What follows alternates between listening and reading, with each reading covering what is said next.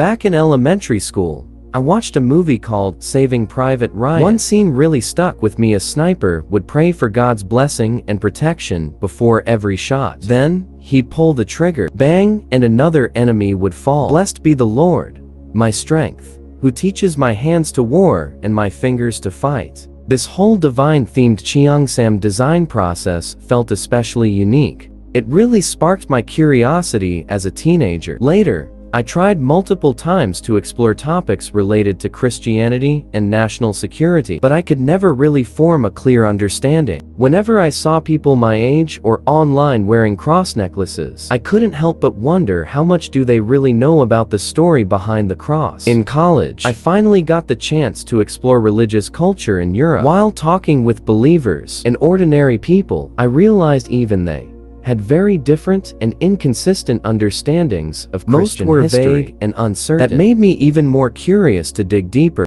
Why was it all so unclear? Because the Christianity we know today didn't really take shape until the 4th century, after a series of edicts and creeds were issued to create a unified doctrine. As for what came before that, people usually just summarize it with the simple religious narrative that Jesus suffered for mankind's sins, resurrected, ascended to heaven, and told his disciples to spread the gospel. But I really wanted to understand the early history. I wanted to know what that early journey looked like on earth. How did it spread from such a tiny place into Europe? How did a spiritual guide meant to lift people's hearts get turned into a political tool by self-serving nobles?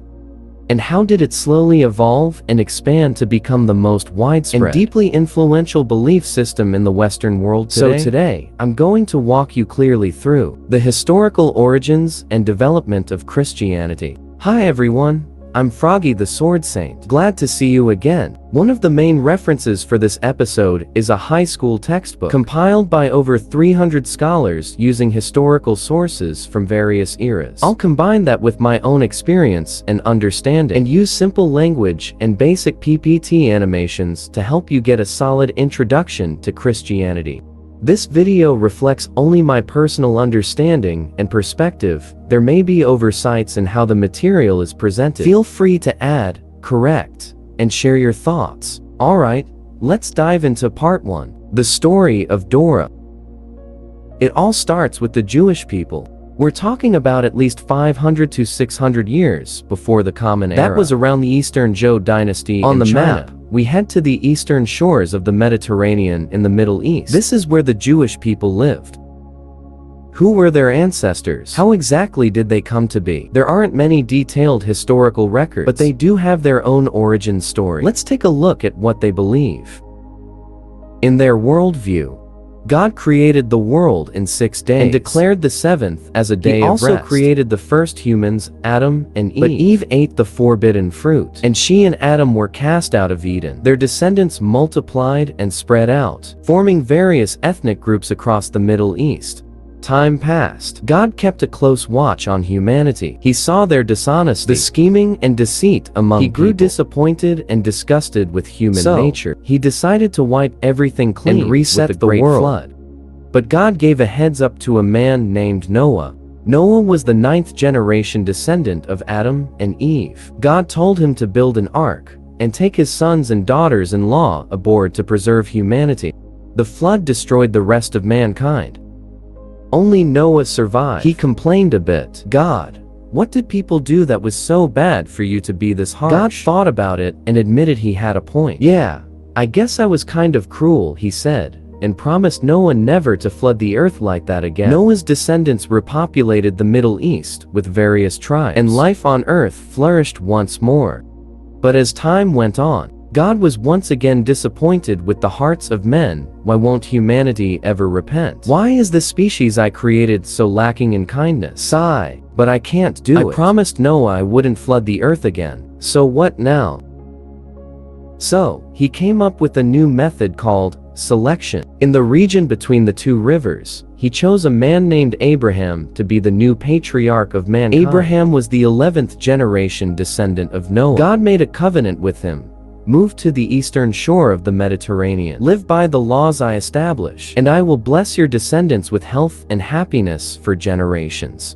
Abraham obeyed. He crossed the Euphrates and the Jordan rivers and journeyed a great distance to settle peacefully on the Mediterranean coast. He had 2 sons, and God's promise was fulfilled in his grandchildren. His grandson Israel had 12 sons. These sons were even more fruitful. They had children, and their children gradually had more. Whole community formed. They were called Israelites, named after Israel, the man who fathered those 12 sons. About 400 years later, an Israelite named Moses came along. Inspired by God, he helped the Israelites escape slavery under the Egyptians. Later, on Mount Sinai, God gave the Israelites the 10 Commandments and many other laws. From then on, they continued living happily on the eastern shore, following God's laws. The Israelites eventually organized themselves into tribes based on the 12 sons. There was the tribe of Levi, the tribe of Issachar, the tribe of Asher, the tribe of Joseph, and the tribe of Benjamin. The one marked in yellow was Judah. Judah, also pronounced Yehuda. As history unfolded over time, all the tribes except Judah and Benjamin were scattered or lost due to war. They disappeared and can no longer be traced. Benjamin's tribe was small and eventually merged with Judah, so only the tribe of Judah survived. In the end, it was only the descendants of the tribe of Judah who carried on. Over thousands of years of language evolution and through translation into Chinese, the people of Judah became known as Jews. That's where the term Jew comes from. It refers to the tribe of Judah from Israel. These Israelites were also called Hebrews, a name given to them by outsiders. It means those who crossed over, referring to immigrants who crossed a river. So who crossed the river back then? If you look up their lineage, it was Abraham. So all of Abraham's descendants, highlighted here, were collectively called Hebrews, and he was their ancestor.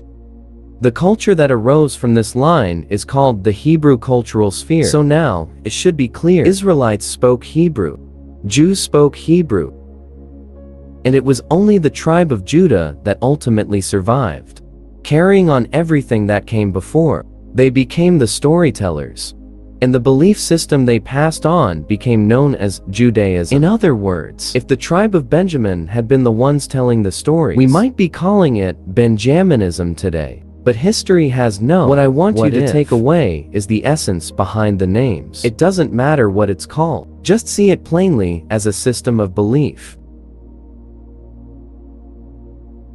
Between 600 and 500 BC, the Jews began writing down their oral traditions in Hebrew.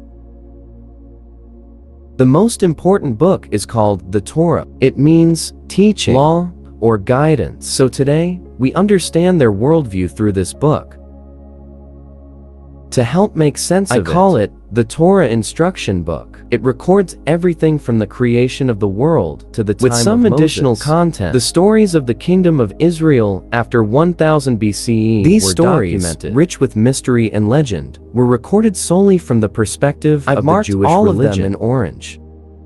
Now, in terms of historical evidence to support these claims, the earliest we've found is the Merneptah stele from Egypt. It mentions that around 1200 BCE, the Egyptians conquered Israel. This ties into the story of Moses leading the Israelites out of slavery in Egypt. It's more about the background than the story itself. Then we have 3 other steles from after 900 BCE. One mentions a kingdom called Moab being oppressed by the kingdom of Israel. Another talks about conflict between the kingdom of Aram and Israel. And another describes how Ashdod conquered Israel. So for this post-900 BC period, I've marked the timeline with blue crosshatching, because from this point forward, historical records from multiple sources and the content becomes less mythological. We enter what I call the blue era of confirmed history. Most of you have probably heard bits and pieces of these orange line stories. Wasn't Noah part of Christianity? So what's the full picture? To answer that, we need to set the stage with part 2, Torah plus the laws. According to Judaism, the Torah was divine revelation given by God to Moses. Moses wrote it down and passed it on. But that wasn't all he passed down. A large portion wasn't written at all. It was preserved through oral tradition. This became known as the Oral Torah. Around 300 BCE, the Oral Torah was finally compiled into written form, such as the Talmud. It includes interpretations of the Torah, additional laws, Jewish customs and traditions, sacrificial rituals. In total, there are over 500 to 600 guidelines and taboos that affect Jewish life. It's basically an expansion pack to the Torah. We'll simply call it Torah Plus. Let's look at 3 of its laws or customs. God made a covenant with Abraham, and only Abraham's descendants could inherit that covenant. In other words, it was a closed contract. Only Jews are God's chosen people. So Judaism is passed only within the Jewish community, not to outsiders. Second, how do Jews show they are God's chosen people? God told them to practice circumcision as a sign. That means all males must remove the foreskin from their genitals, commonly called circumcision. Third, dietary laws. They follow a special set of rules called kashrut. Kashrut outlines what's allowed and what's forbidden. Permissible foods are called kosher, fit, or proper. For example, mammals must have split hooves and chew their cud like cows, sheep, and deer. These are kosher animals. You can eat them. But if they only meet one of those either split hooves or chewing they're considered unclean. Pigs, for example, have split hooves. Rabbits chew cud, so they're forbidden. Don't have split hooves, also not Fish kosher. Must have both fins and scales to be eaten. No fins or no scales. Also, animals must be slaughtered using a specific kosher method. For example, different body parts must be cut only in a precise order. Can be used. Some areas can't be nicked with the knife. The cut must be quick and clean. There are strict rules on which parts of the animal can be eaten. You might be thinking, wait, doesn't this sound like Islamic halal? It does, but remember, this came first. Halal started in the 7th century. We're still talking about centuries BC. There are many more rules and rituals, like the Sabbath laws, each week. I won't go over all the complex details, but is it really necessary to understand the Torah and Torah Plus? Yes, because a few hundred years later, a small group of Jews began interpreting these scriptures in a whole new way. And it was precisely their disagreement that gave rise to a new branch of belief.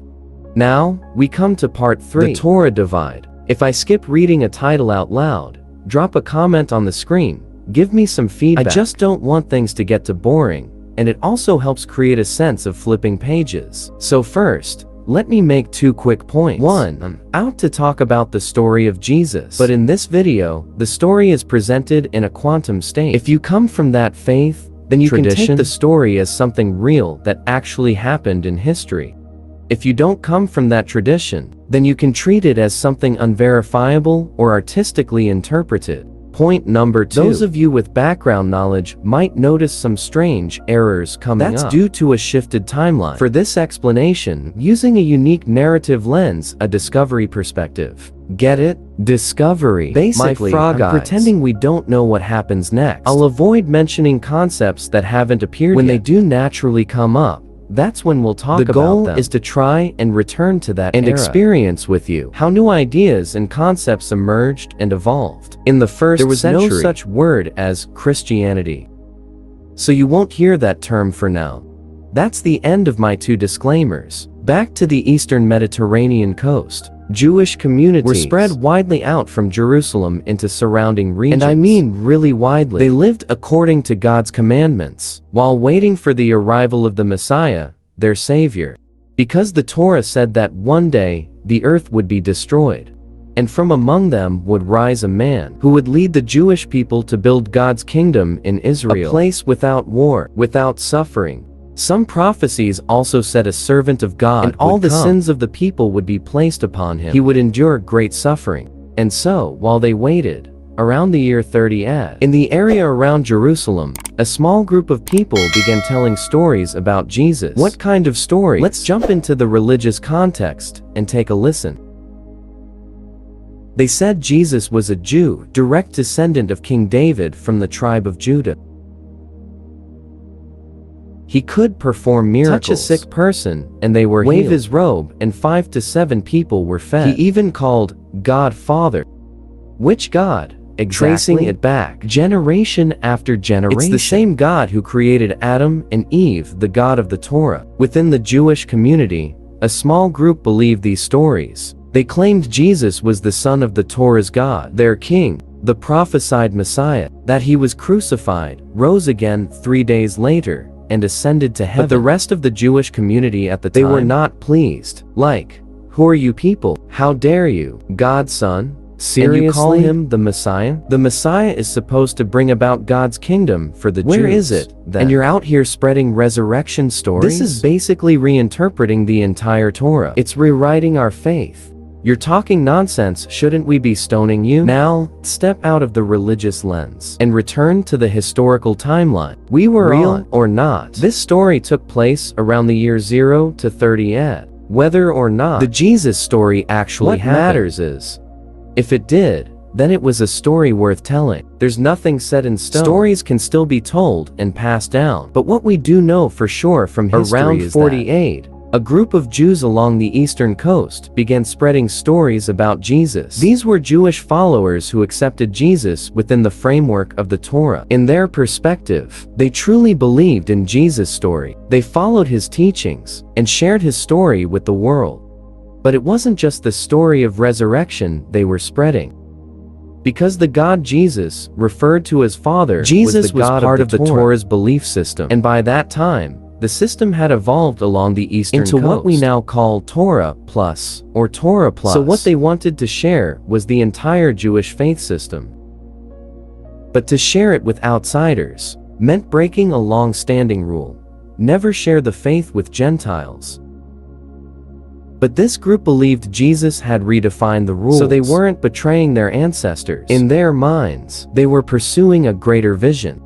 They were reformers. They were breaking barriers, determined to share their faith and culture with the Gentile world. And in the process of breaking barriers, what kind of struggles did they face? That leads us to the final part, the exodus from the Jewish circle. Alright, next slide. Let's update the timeline and shift our perspective. Mainstream Judaism rejected Jesus as the Messiah. And here's a quick note. As we mentioned before, the word Jew comes from the tribe of Judah. It has nothing to do with Judas, the disciple who betrayed Jesus. Because in the Jewish timeline, they don't even acknowledge that story.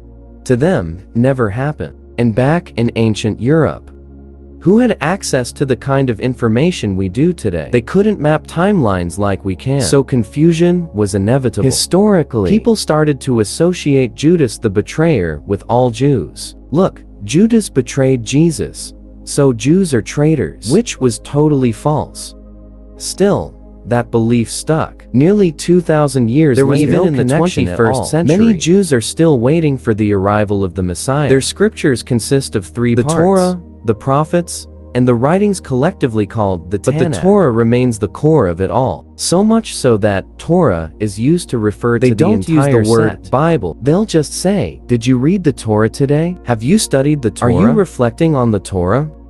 Everything else, laws, customs, are considered Torah plus. So that timeline is relatively straightforward. Now, it's jumped to the 1st century Jewish followers who aimed to break out of that circle. Between 40 and 100 AD, their outreach created a much more complex timeline.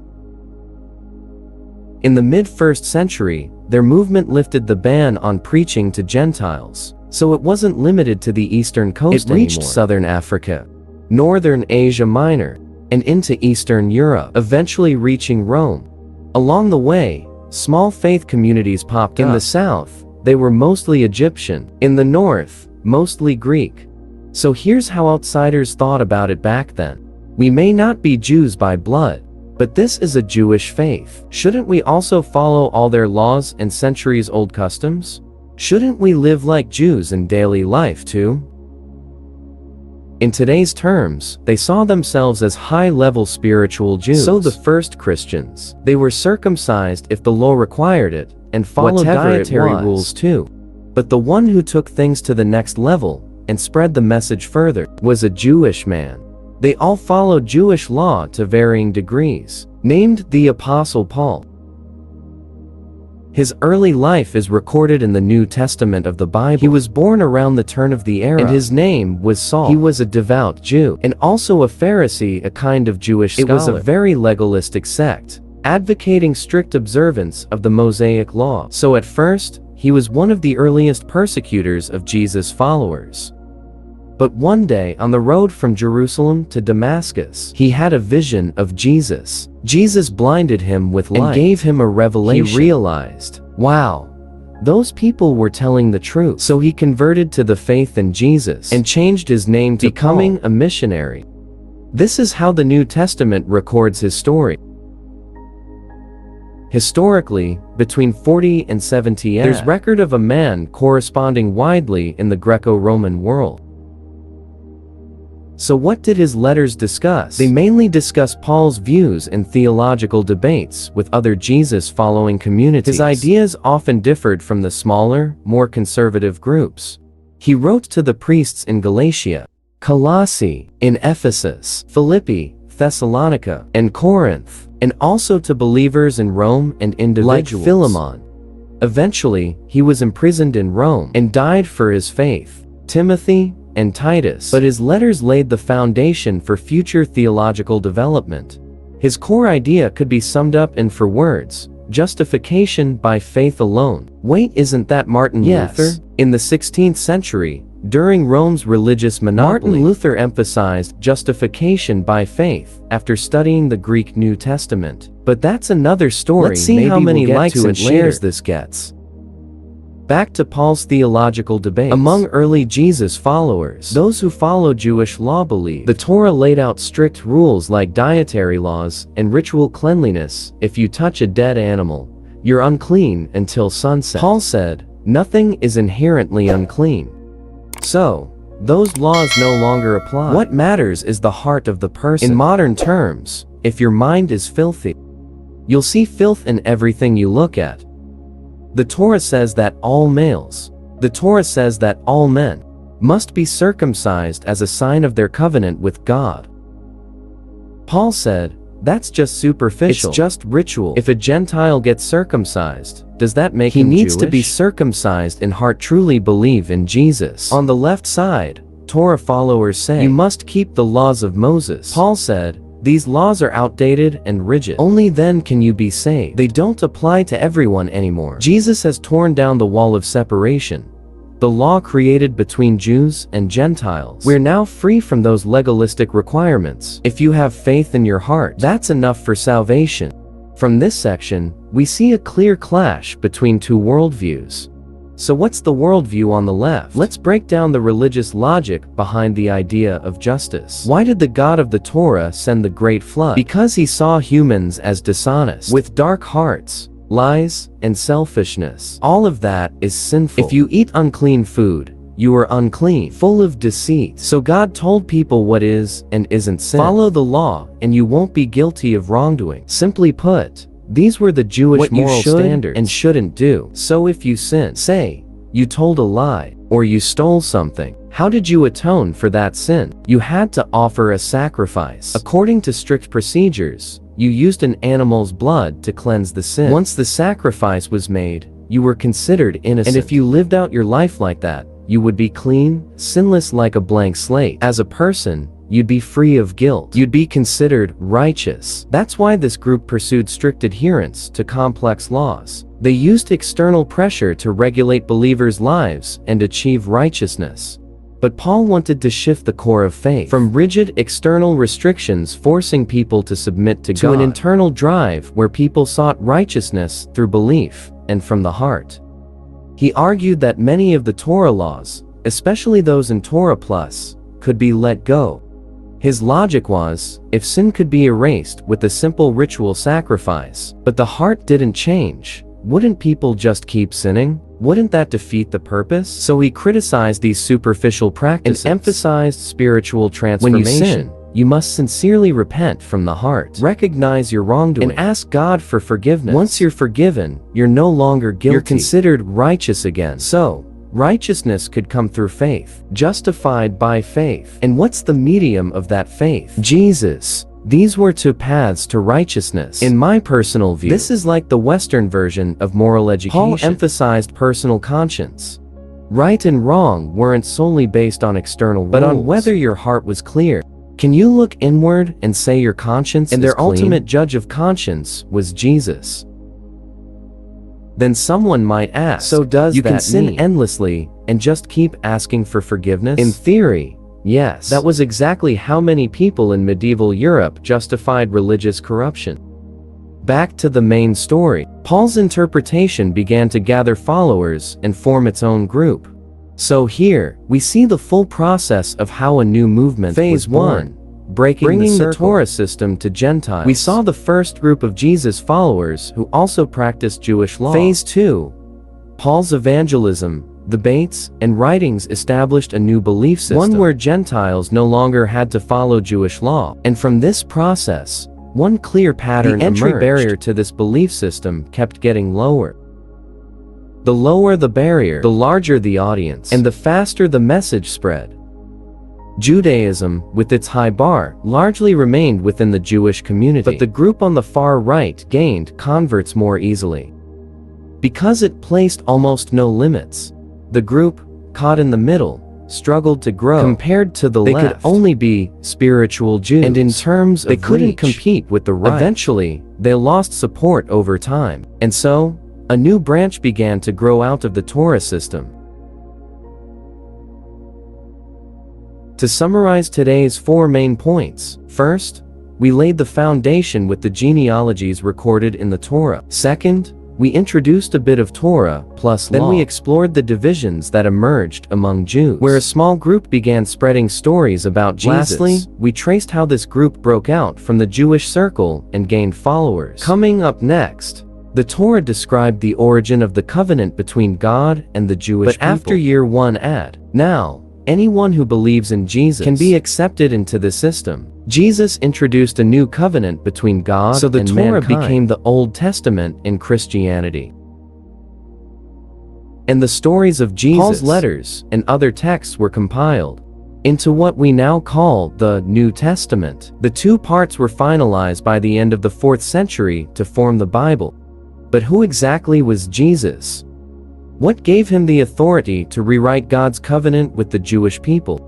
And while Zhao Zilong was charging through Changban, and Zhou Yu was losing both his army and his wife, what challenges did these early Jesus followers in Eastern Europe face? How did their faith eventually take root in European history? That's all for today's episode. Don't forget to follow the channel. If you liked this episode, give it a like or share it with a friend. While you're waiting, newcomers who love history can search keywords. And check out my Crusades mini-series. The Da Vinci Code is also a great watch. And my Matrix breakdown. The deeper you get into it, the more profound the message becomes. Also check out my Lord of the Rings and Harry Potter series. I've pulled together tons of material, so I'll see you all in the next episode.